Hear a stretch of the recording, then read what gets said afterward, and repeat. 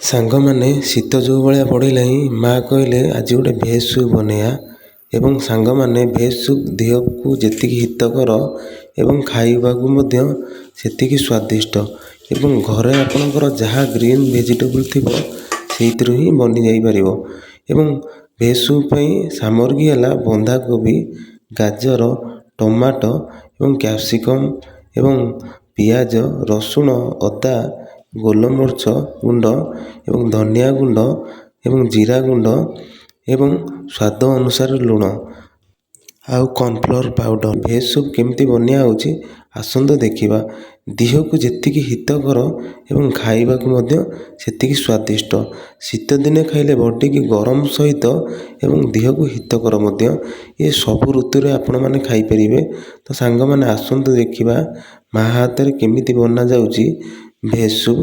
ଏବଂ ଯଦି ସାଙ୍ଗମାନେ ଏ ଭିଡ଼ିଓଟି ଆପଣମାନଙ୍କୁ ଭଲ ଲାଗିବ ତାହେଲେ ମୋ ଚ୍ୟାନେଲକୁ ରାଜେଶ କୁମାର ମହାରଣା ବ୍ଲଗକୁ ସବସ୍କ୍ରାଇବ୍, ଲାଇକ୍ ଏବଂ ଅନ୍ୟମାନଙ୍କୁ ସେୟାର କରିବାକୁ ଜମାରୁ ଭୁଲିବେନି। ସାଙ୍ଗମାନେ ତାହେଲେ ଆସନ୍ତୁ ଦେଖିବା ଭେଜ୍ ସୁପ୍ କେମିତି ବନିଆ ହେଉଛି।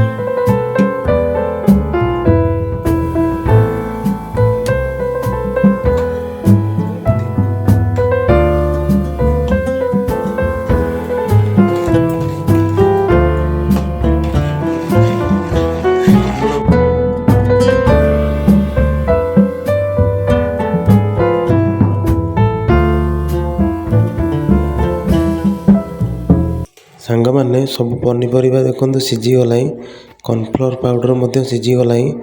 ଦେଖନ୍ତୁ ପ୍ରସ୍ତୁତ ହୋଇଗଲା ଆମର ଭେଜ୍ ସୁପ୍।